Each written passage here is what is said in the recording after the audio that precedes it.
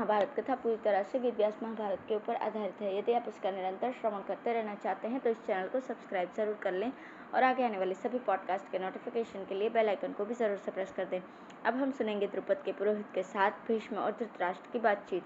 वैशंपायन जी कहते हैं, तदंतर वो द्रुपद का पुरोहित राजा धृतराष्ट्र के पास पहुंचा। धृतराष्ट्र, भीष्म और विदुर ने उसका बड़ा सत्कार किया। पुरोहित ने पहले अपने पक्ष का कुशल समाचार कह सुनाया, पीछे उनकी कुशल पूछी। इसके बाद उसने समस्त सेनापतियों के बीच इस प्रकार कहा, यह बात प्रसिद्ध है कि धृतराष्ट्र और पांडु दोनों ही एक ही पिता के पुत्र हैं, अतः पिता के धन पर दोनों का समान अधिकार है। परंतु धृतराष्ट्र के पुत्रों को तो उनका पैतृक धन प्राप्त हुआ और पांडु के पुत्रों को नहीं मिला। इसका क्या कारण है? कौरवों ने अनेकों बार कई उपाय करके पांडवों की प्राण लेने का उद्योग किया, परंतु उनकी आयु शेष थी, इसलिए ये उन्हें यमलोक न भेज सके। इतने कष्ट सहने के बाद भी महात्मा पांडवों ने अपने बल से राज्य बढ़ाया, किंतु क्षुद्र विचार रखने वाले धृतराष्ट्र पुत्रों ने शकुनि के साथ मिलकर छल से वो सारा राज्य छीन लिया। राजा धृतराष्ट्र ने भी इस कर्म का अनुमोदन किया और पांडव 13 वर्ष तक वन में रहने को विवश किए गए। इन सब अपराधों को भूलकर वे अब भी कौरवों के साथ समझौता ही करना चाहते हैं। अतः पांडवों और दुर्योधन के बर्ताव पर ध्यान देकर मित्रों तथा हितैषियों का ये कर्तव्य है कि वे दुर्योधन को समझाएं। पांडव वीर हैं तो भी वे कौरवों के साथ युद्ध नहीं करना चाहते। उनकी तो यही इच्छा है कि संग्राम में जन संहार किए बिना ही हमें हमारा भाग मिल जाए। दुर्योधन जिस लाभ को सामने रखकर युद्ध करना चाहता है वो सिद्ध नहीं हो सकता, क्योंकि पांडव कम बलवान नहीं है। युधिष्ठिर के पास भी 7 अक्षौहिणी सेना एकत्र हो गई है और वो युद्ध के लिए उत्सुक होकर उनकी आज्ञा की बात चाहती है। इसके सिवा पुरुष सात्यकी, भीम, नकुल और सहदेवी अकेले ही हजारों अक्षौहिणी सेना के बराबर हैं।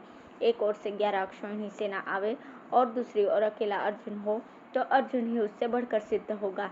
ऐसे ही महाबाहु श्री कृष्ण भी हैं। पांडवों की सेना की प्रबलता, अर्जुन का पराक्रम और श्री कृष्ण की बुद्धिमत्ता देखकर भी कौन मनुष्य उनसे युद्ध करने को तैयार होगा। अतः धर्म और समय का विचार करके आप लोग पांडवों को जो देने योग्य भाग है उसे शीघ्र प्रदान करें। ये उपयुक्त अवसर आपके हाथ से चला न जाए, इसका ध्यान रखना चाहिए। पुरोहित के वचन सुनकर महाबुद्धिमान भीष्म जी ने उसकी बड़ी प्रशंसा की और ये समयोचित वचन कहा, ब्राह्मण, बड़े सौभाग्य की बात है कि सभी पांडव भगवान श्री कृष्ण के साथ कुशल पूर्वक हैं। ये जानकर बड़ी प्रसन्नता हुई कि उन्हें राजाओं की सहायता प्राप्त है। साथ ही ये भी आनंद का विषय है कि वे धर्म में तत्पर हैं। वे पांचों भाई पांडव युद्ध का विचार त्याग कर अपने बंधुओं से संधि करना चाहते हैं। यह तो और भी आनंद की बात है। वास्तव में किरीटधारी अर्जुन बलवान, अस्त्र विद्या में निपुण और महारथी है। भला युद्ध में उसका मुकाबला कौन कर सकता है? साक्षात इंद्र में भी इतनी ताकत नहीं, फिर दूसरे धनुर्धारियों की तो बात ही क्या। मेरा तो विश्वास है कि वो तीनों लोकों में एकमात्र समर्थ वीर है। जब भीष्म जी इस प्रकार कह रहे थे उस समय कर्ण क्रोध में भर गया और धृष्टतापूर्वक उनकी बात काट कर कहने लगा, ब्राह्मण, अर्जुन के पराक्रम की बात किसी से छिपी नहीं है, फिर बारंबार उसे कहने से क्या लाभ। पहले की बात है, शकुनि ने दुर्योधन के लिए जुए में युधिष्ठिर को हराया था। उस समय वे एक शर्त मानकर वन में गए थे। उस शर्त को पूरा किए बिना ही वे मत्स्य तथा पांचाल देश वालों के भरोसे मूर्ख की भांति पैतृक संपत्ति लेना चाहते हैं, परंतु दुर्योधन उनके डर से राज्य का चौथाई भाग भी नहीं दे सकते। यदि वे अपने बाप दादों का राज्य लेना चाहते हैं तो प्रतिज्ञा के अनुसार नियत समय तक पुनः वन में रहें। यदि धर्म छोड़कर लड़ने पर ही उतारू हैं तो इन कौरव वीरों के पास आने पर वे मेरे वचनों को भी भली भांति याद करेंगे। भीष्म जी बोले, राधा पुत्र, मुँह से कहने की क्या आवश्यकता है? एक बार अर्जुन के उस पराक्रम को तो याद कर लो, जबकि विराटनगर के संग्राम में उसने अकेले ही 6 महारथियों को जीत लिया था। तुम्हारा पराक्रम तो उसी समय देखा गया, जबकि अनेकों बार उसके सामने जाकर तुम्हें परास्त होना पड़ा। यदि हम लोग इस ब्राह्मण के कथनानुसार कार्य नहीं करेंगे तो अवश्य ही युद्ध में पांडवों के हाथ से मरकर हमें धूल फांकनी पड़ेगी। भीष्म के ये वचन सुनकर धृतराष्ट्र ने उनका सम्मान किया और उन्हें प्रसन्न करते हुए कर्ण को डांटकर कहा, भीष्म जी ने जो कहा है इसी में हमारा और पांडवों का हित है, इसी से जगत का भी कल्याण है। ब्राह्मण देवता, मैं सबके साथ सलाह करके संजय को पांडवों के पास भेजूंगा। अब आप शीघ्र ही लौट जाइए। ऐसा कहकर धृतराष्ट्र ने पुरोहित को सत्कार किया और उन्हें पांडवों के पास भेज दिया। अब है धृतराष्ट्र और संजय की बातचीत। वैशंपायन जी कहते हैं, तदंतर धृतराष्ट्र ने संजय को सभा में बुलाकर कहा, संजय, लोग कहते हैं कि पांडव उपलव्य नामक स्थान में आकर रह रहे हैं। तुम भी वहां जाकर उनकी सुध लो। अजातशत्रु युधिष्ठिर से आदर पूर्वक मिलकर कहना, बड़े आनंद की बात है कि आप लोग अब अपने स्थान पर आ गए हैं। उन सब लोगों से हमारी कुशल कहना और उनकी पूछना। वे वनवास के योग्य कदापि नहीं थे, फिर भी वो कष्ट उन्हें भोगना पड़ा।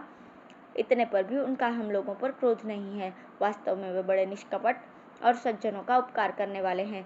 संजय, मैंने पांडवों की कभी बेईमानी करते नहीं देखा।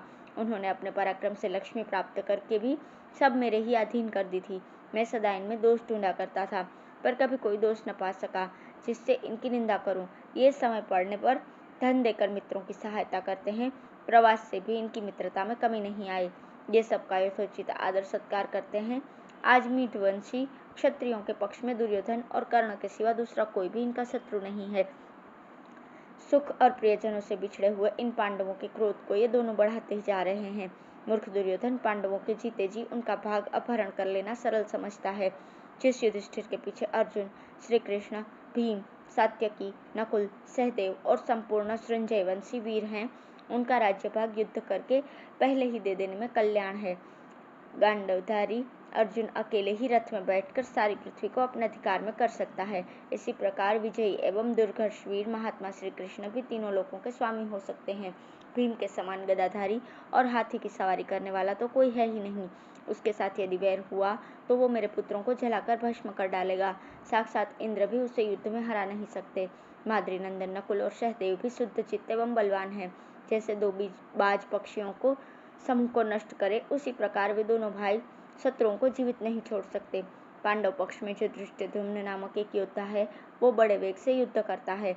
मत्स्य देश का राजा विराट भी अपने पुत्रों सहित पांडवों का सहायक है। सुना है वो युधिष्ठिर का बड़ा भक्त है। पांड्य देश का राजा भी बहुत से वीरों के साथ पांडवों की सहायता के लिए आया हुआ है।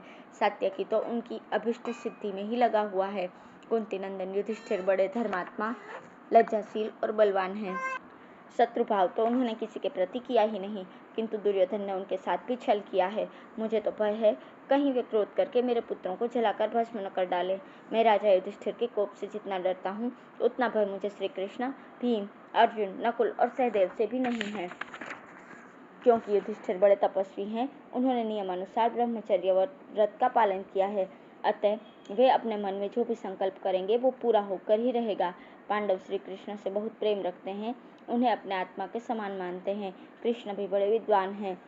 वे यदि संधि के लिए कुछ कहेंगे भी तो युधिष्ठिर मान लेंगे। वे उनकी बात नहीं टाल सकते। संजय, तुम वहाँ मेरी ओर से पांडवों और सृंजयवंशी वीरों की तथा श्री कृष्ण, सात्यकी, विराट एवं द्रौपदी के 5 पुत्रों की कुशल पूछना।